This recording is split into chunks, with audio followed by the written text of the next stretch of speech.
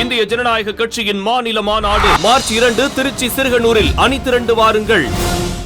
சாதிவாரி கணக்கெடுப்பு தொடர்பாக பலமுறை விளக்கம் அளிக்கப்பட்டுள்ள நிலையில் இனி பாமகவினர் எந்த முடிவு எடுத்தாலும் ஒன்றும் சொல்வதற்கு இல்லை என முதலமைச்சர் மு.க.ஸ்டாலின் தெரிவித்துள்ளார். தமிழ்நாட்டில் சாதிவாரி கணக்கெடுப்பு நடத்தாததை கண்டித்தும் வன்னியர் இடஒதுக்கீட்டை நடைமுறைப்படுத்தாததை கண்டித்தும் பாமக எம்எல்ஏக்கள் சட்டப்பேரவையில் இருந்து வெளிநடப்பு செய்தனர்.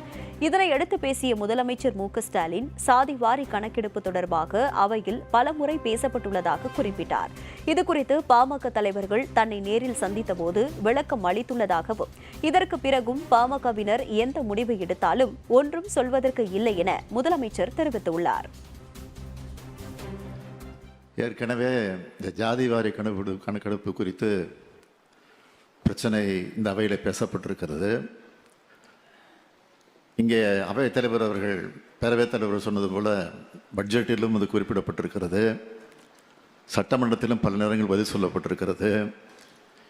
இதையெல்லாம் தாண்டி பாட்டாளி மக்கள் கட்சியினுடைய தலைவர் ஐயா டாக்டர் ராமதாஸ் அவர்களும் அதேபோல் திரு அன்புமணி ராமதாஸ் அவர்களும் அதேபோல் வேல்முருகன் அவர்களும் இங்கே இருக்கக்கூடிய பாட்டாளி மக்கள் கட்சியினுடைய தலைவர் நம்முடைய ஜி.கே. மணி அவர்களும் பல முறை நேரடியாக வந்து என்னை சந்தித்து இது குறித்து பிரச்சனையை சொல்லியிருக்கிறார்கள். அப்பொழுது குறித்து நாங்கள் விளக்கமாக அவர்களுக்கு பதில் சொல்லியிருக்கிறோம். அதுதான் நடந்து கொண்டிருக்கிறது. ஆக நீங்கள் சொல்கிற கொள்கையிலே நாங்கள் எதிராளிகள் அல்ல, உங்களுக்கு சாதகமாகத்தான் நாங்கள் இருந்து கொண்டிருக்கிறோம்.